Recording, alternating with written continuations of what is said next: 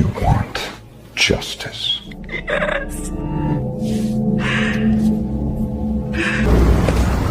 Zovi mamicu, zovi mamicu. Don't do that.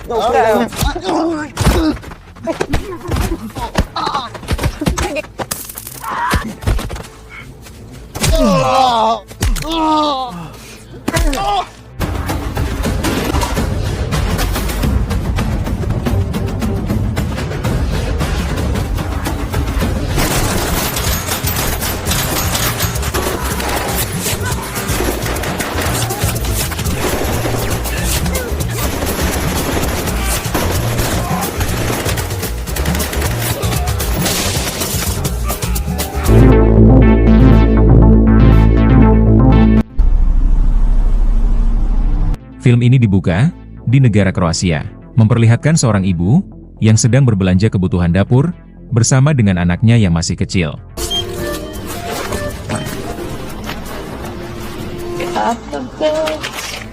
Selesai berbelanja, si ibu lantas membawa anaknya untuk kembali pulang ke rumah. Namun di tengah perjalanan, si ibu malah diserang oleh seorang pria tak dikenal hingga tewas di tempat. Mom, please. Si anak hanya bisa berteriak menangis, menyaksikan ibunya dihabisi, tepat di depan mata kepalanya sendiri.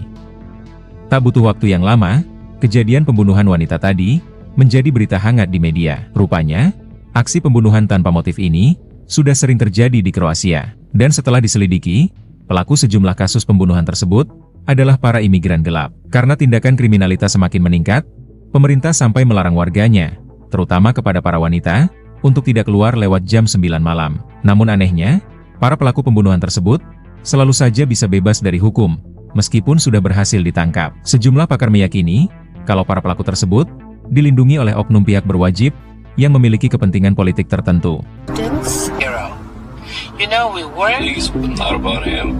Guy out there. Wow. Need somebody over.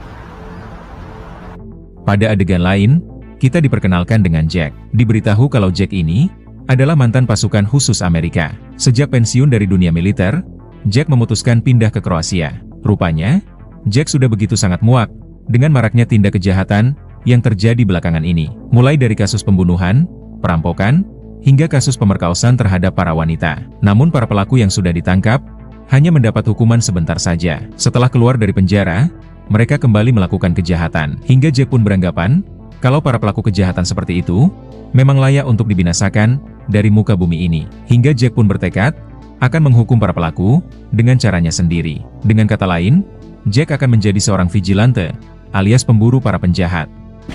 It tricks you into thinking. What is your country? Universe demands balance. Selesai berolahraga, Jack mulai mempersiapkan persenjataannya saat masih menjadi militer dulu. Karena hari ini juga, Jack akan mulai beraksi, membantai sekelompok gangster brutal.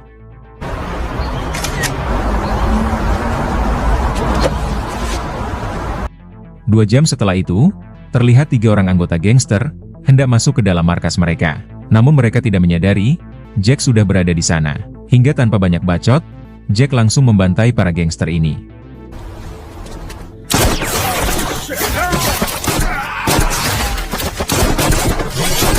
Jack terlihat begitu puas, karena dirinya telah berhasil menghukum para pelaku kejahatan dengan memakai hukum rimba. Setelah itu, Jack membuat sebuah video dengan wajah yang diblur. Jack berpesan kepada para warga agar tidak usah takut lagi, karena mulai sekarang, Jack akan membantai para penjahat dengan memakai hukum rimba. Bukan hanya para penjahat saja, Jack juga akan membantai para aparat korup yang selama ini tidak menegakkan keadilan dengan benar. Selesai membuat video tersebut, Jack langsung mengunggahnya di media sosial. Tak lama setelah itu, video Jack tersebut langsung viral di internet. Sebagian besar masyarakat mendukung aksi Jack tersebut. Mereka sependapat dengan Jack, kalau para pelaku kejahatan dan para penegak hukum yang korup memang layak untuk dihabisi. Karena mereka sudah sangat kelewat batas, sehingga lagi dan lagi, rakyat yang harus menjadi korban. Namun sebaliknya, pihak kepolisian Kroasia menentang keras tindakan Jack tersebut yang dianggap main hakim sendiri. Mereka mulai menjalankan misi untuk meringkus Jack, alias sang vigilante. Di hari berikutnya, Ketua Interpol bernama Johan diinterview oleh para wartawan. Para wartawan lantas bertanya, Kenapa Jack malah dianggap sebagai ancaman dan diincar oleh pihak berwajib? Bukankah tindakan Jack tersebut adalah untuk membela masyarakat dengan membasmi para penjahat yang sudah begitu sangat meresahkan? Johan mengatakan, kalau Jack sudah menyalahi aturan hukum dengan main hakim sendiri. Apalagi, Jack adalah warga sipil biasa dan juga merupakan warga asing, yaitu Amerika. Jack sama sekali tidak memiliki wewenang untuk menghukum para penjahat, apalagi dengan memakai hukum rimba. Tugas menangkap para penjahat adalah tugas para aparat hukum Kroasia, tentunya dengan mengikuti aturan hukum yang berlaku dan tidak boleh main hakim sendiri. Am I reading this one? International terror cell that the Chinese government, there are in the... Di hari berikutnya, terlihat Jack sedang berada di dalam sebuah bis. Tak lama kemudian, naiklah 3 orang remaja yang menolak membayar karcis bis. Si supir bis yang kesal lantas meminta mereka untuk turun. Jack yang melihat hal tersebut lantas membayar karcis mereka, sehingga ketiga remaja ini tidak perlu turun dari bis.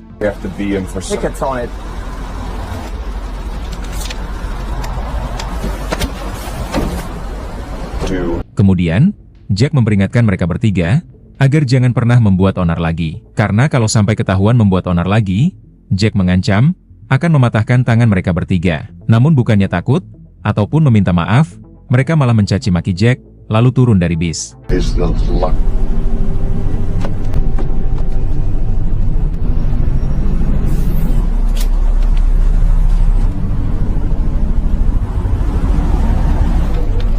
Singkat cerita, Jack sampai ke rumah sakit untuk menjenguk seorang wanita yang sedang dirawat di sana. Rupanya wanita ini adalah korban pemerkosaan, di mana kasus wanita ini sempat viral di media sosial dan menarik perhatian Jack.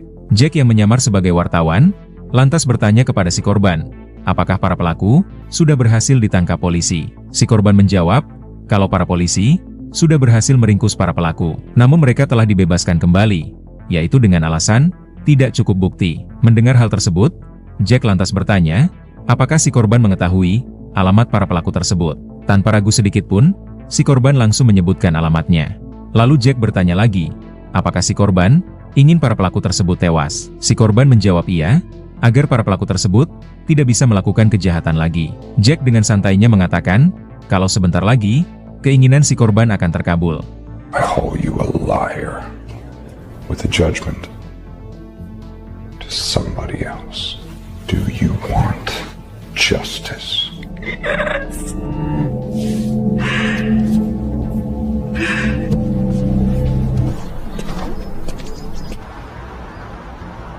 Di hari berikutnya, tersiar berita di televisi terkait beberapa orang pria ditemukan tewas secara mengenaskan. Mereka adalah para pelaku yang telah memperkaos dan menganiaya seorang wanita yang dijenguk oleh Jack sebelumnya. Tentu saja para pelaku tersebut dihabisi oleh Jack alias sang vigilante.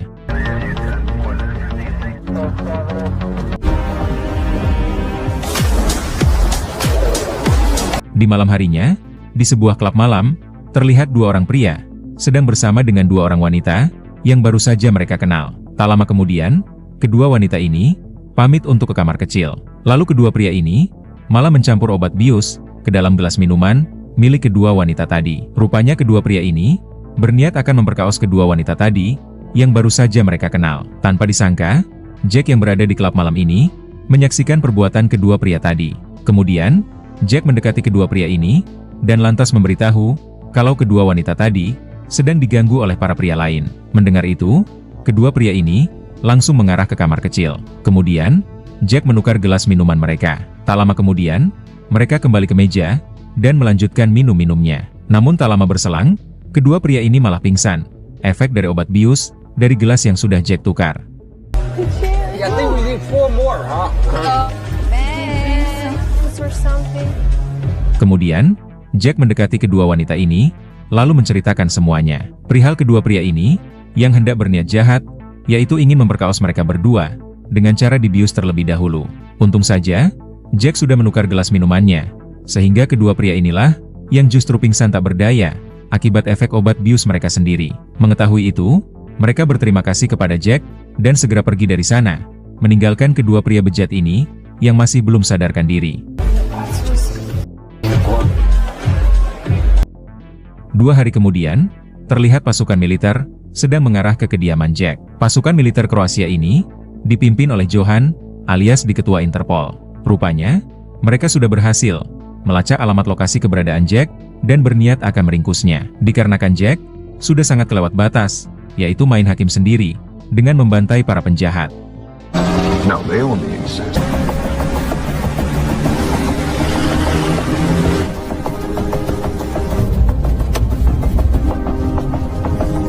Sedangkan Jack sendiri sudah menyadari kedatangan mereka, sehingga dengan cepat Jack mempersiapkan senjata dan bersembunyi ke dalam sebuah bunker, di mana bunker tersebut sudah dilapisi baja anti peluru. Setibanya di sana, Johan memerintahkan sebagian pasukan menyusup ke dalam rumah Jack.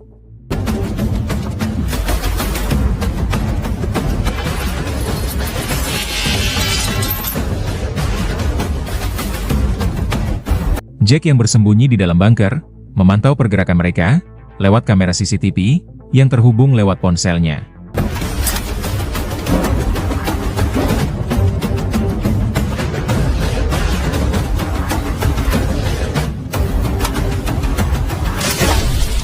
Setelah mereka berhasil menyusup masuk, Jack lantas memperingatkan mereka untuk sebaiknya pergi saja, daripada mereka semua akan tewas sia-sia. Namun tentu saja, mereka mengabaikan peringatan dari Jack. Mereka malah menembaki bunker Jack yang sudah dilapisi baja anti peluru. Try to stop me from doing. Alhasil, upaya mereka gagal, dan sekarang, giliran Jack yang beraksi, hingga inilah yang terjadi.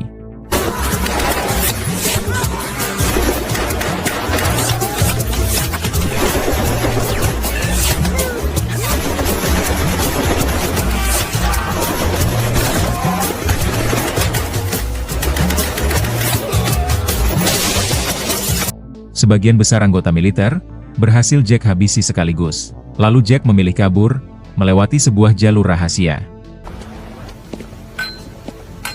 Oke.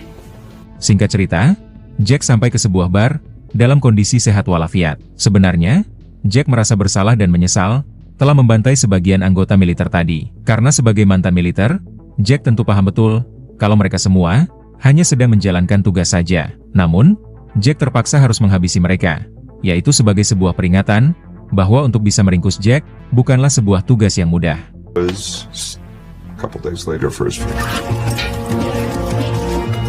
Berpindah ke Johan, alias si ketua Interpol. Johan sama sekali tidak menyangka sebagian besar anak buahnya tewas dalam hitungan detik di tangan Jack. Johan semakin sadar kalau Jack bukanlah orang yang sembarangan, karena selain brutal, Jack juga sangat cerdas dalam menyusun taktik penyerangan. Meskipun demikian, Johan tidak akan pernah putus asa untuk bisa meringkus Jack.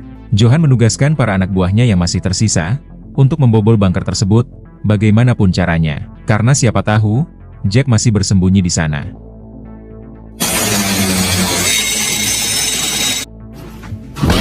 Dengan cukup bersusah payah, pada akhirnya bunker berhasil dibuka. Mereka menemukan sebuah lorong. Namun setelah diperiksa, inilah yang pada akhirnya terjadi. Akibat jebakan bom tersebut, para anak buah Johan kembali harus tewas bergelimpangan. Johan sendiri masih selamat, tapi terluka cukup parah. Berpindah ke 3 orang remaja yang kemarin berulah di dalam bis. Sekarang mereka berulah kembali dengan melakukan pembulian. Jack yang sedang melintas di kawasan itu lantas menghampiri mereka. Lalu inilah yang ia lakukan.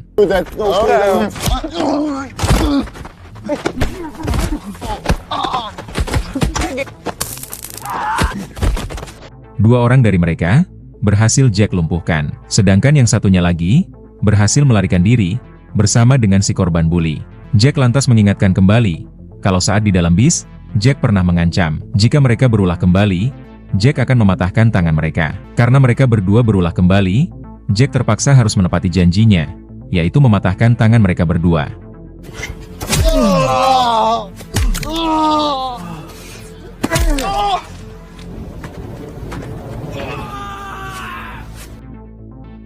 Di hari berikutnya, Jack mendatangi seorang ayah yang anak perempuannya diperkaos oleh 7 pria. Kasus gadis tersebut juga telah viral di media sosial dan menarik perhatian Jack. Jack lantas bertanya kepada si ayah, apakah si pelaku sudah diringkus polisi? Si ayah menjawab, para pelaku tersebut memang sudah berhasil ditangkap, bahkan sudah sempat disidang. Namun di dalam persidangan itu, hakim malah membebaskan para pelaku, yaitu dengan alasan mereka masih di bawah umur dan belum layak dipenjara. Namun si korban meyakini kalau si hakim tersebut pasti sudah disogok oleh ayah para pelaku yang merupakan orang-orang kaya. Mendengar itu, Jack lantas bertanya, apakah si korban menginginkan para pelaku itu tewas berikut dengan si hakim. Si korban menjawab iya, sehingga Jack akan segera mengabulkan keinginannya. Justice in court. There was no justice. Di hari berikutnya, terlihat Jack sudah berada di depan gedung pengadilan dengan menyamar sebagai polisi. Tak lama kemudian, si hakim keluar dari gedung dan mengarah ke mobilnya. Jack langsung berpura-pura diutus untuk menjemput si hakim. Ketika si hakim lengah, inilah yang Jack lakukan. Let's come to light. Di tengah perjalanan, Jack lantas bertanya kepada si hakim yang masih dalam kondisi setengah sadar. Jack bertanya kenapa si hakim malah membebaskan para pelaku tersebut yang sudah jelas-jelas bersalah. Si hakim hanya bisa meminta maaf dan berkata kalau dirinya disogok dengan uang $2 juta oleh ayah salah satu pelaku yang diketahui bernama Joseph. Mendengar itu, Jack lantas meminta si hakim memberitahu alamat rumah Joseph. Si hakim yang takut dihabisi terpaksa menyebutkan alamat yang Jack minta. Setelah mengantongi alamat tersebut, Jack lantas membawa si hakim menuju ke sebuah tempat sepi. Most likely die. Setelah sampai ke tempat sepi, Jack langsung menghabisi si hakim. Setelah itu, Jack mengarah ke rumah Joseph, ayah dari salah seorang pelaku yang telah menyogok si hakim.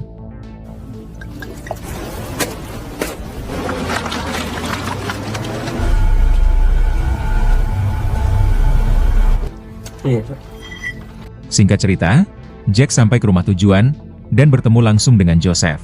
Lalu tanpa banyak bacot, Jack langsung menodonginya, sembari terus masuk ke dalam rumah. Lalu dengan sigap, Jack menembak kaki putra Joseph, yaitu salah seorang pelaku yang diketahui bernama Joe. You get from us on the table. Jack lantas bertanya, apakah benar Joe dan teman-temannya telah memperkaos seorang gadis? Joe menjawab iya, dan dirinya sangat menyesal telah melakukan hal tersebut. Joe mengaku kalau di malam kejadian, ia dan teman-temannya berada dalam pengaruh barang haram. Setelah mendengar penjelasan dari Joe, Jack lanjut bertanya kepada Joseph, apakah Joseph telah menyogok seorang hakim agar anaknya lolos dari jeratan hukum. Joseph menjawab iya, dan semua itu lakukan karena dirinya tidak ingin anaknya mendekam di penjara. Selanjutnya, Jack bertanya kepada ibu dan kakak Joe, kenapa mereka berdua malah memposting status di Facebook, berkata kalau si korban memang layak untuk diperkaos. Kakak Joe menjawab, dirinya melakukan hal tersebut semata-mata hanya ingin melindungi adiknya. Dress wrong, and I will delete it. Values from our family. Setelah itu, Jack memaksa Joe untuk memanggil teman-temannya agar datang ke sini sekarang juga. Joe yang takut akan dihabisi langsung menghubungi teman-temannya itu. Joe nyuruh mereka datang ke sini, yaitu dengan alasan memberi keterangan kepada pengecara. Tak lama kemudian, dua orang teman Joe datang. Saat mereka sudah masuk ke dalam, Jack langsung membrutal, membantai semua orang di sini.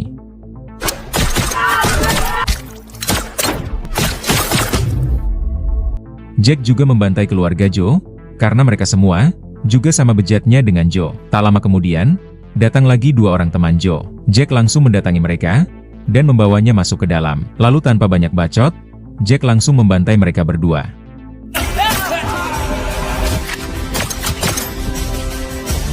Di saat yang sama, datang lagi dua orang pelaku terakhir. Namun kali ini, Jack bersembunyi di balik dinding. Ketika mereka berdua sudah masuk ke dalam rumah, Jack pun langsung membantai mereka berdua.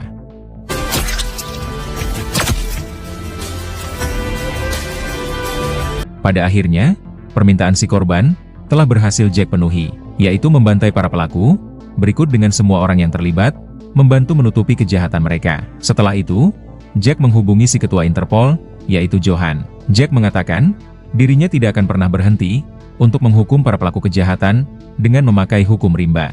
Jack baru akan berhenti apabila pemerintahan Kroasia memperbaiki sistem hukum yang sudah bobrok. Jack juga mengancam akan terus membantai para polisi dan tentara yang mencoba untuk menghentikan aksinya. Jack berharap agar Johan menyampaikan pesannya kepada sang presiden agar segera memperbaiki sistem hukum di negara ini. Mendengar itu, Johan pun berjanji akan melakukan pertemuan dengan sang presiden untuk menyampaikan pesan dari Jack. Johan juga akan menarik mundur pasukannya agar tidak usah memburu Jack lagi, yang artinya sekarang Jack sudah bisa bebas menghukum para pelaku kejahatan sampai sistem hukum di negara ini sudah benar-benar dibenahi.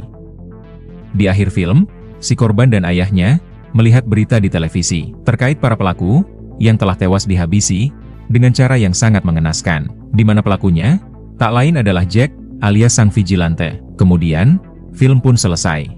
You're watching World News. They aren't getting away with it.